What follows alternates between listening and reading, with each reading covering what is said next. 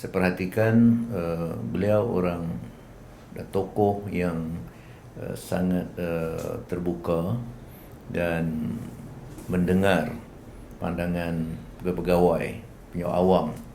Barangkali berbeza dengan setengah-setengah pemimpin yang membuat keputusan dari atas, top down.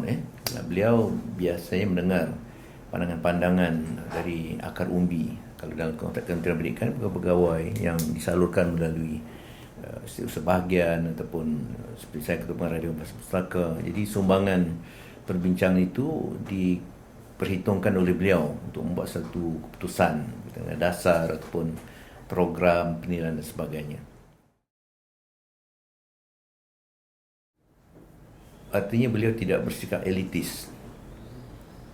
Sangat-sangat pemimpin lain bersikap elitis. Saya menteri, saya berkuasa, jadi ikut saja kan. Beliau merakyat arti terjun ke padang untuk mendengar suara rakyat dalam semua soalan. Bahkan dalam menghadapi PKP, COVID, pandemik ini pun kita lihatlah inisiatif-inisiatif yang dikemukakan untuk merangsang ekonomi dalam keadaan keterbatasan, macam-macam keterbatasan, tapi pelbagai inisiatif untuk merangsang ekonomi yang melibatkan kumpulan-kumpulan B40 dan kumpulan susah itu sangat diberi perhatian.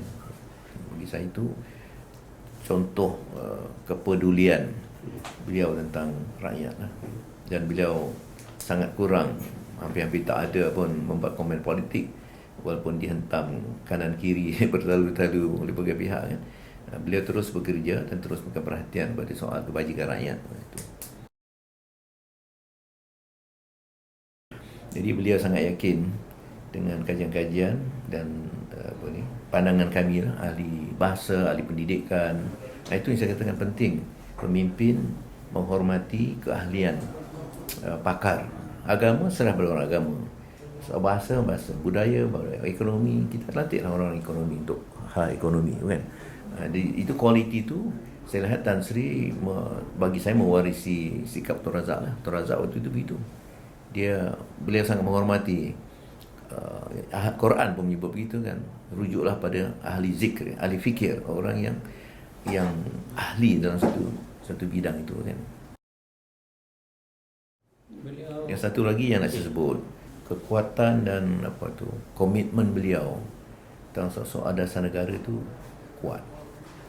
Soal dasar bahasa kebangsaan, dasar pendidikan kebangsaan, dasar ekonomi baru yang dulu, artinya kedudukan Islam, itu bagi saya semua yang sudah termasuk dalam perlembagaan itu mendapat dukungan beliau lah. Beliau tak boleh katakan tidak berkompromi lah. Mungkin dalam soal pelaksanaan kerana ada menteri lain, ada pegawai-pegawai, itu pada hemat saya Perdana Menteri dan pegawai-pegawai itu patut seiring dengan hasrat Perdana Menteri lah. Jangan kita buat lain daripada yang Perdana Menteri sendiri akur pada perlembagaan, pancang-pancang kenegaraan.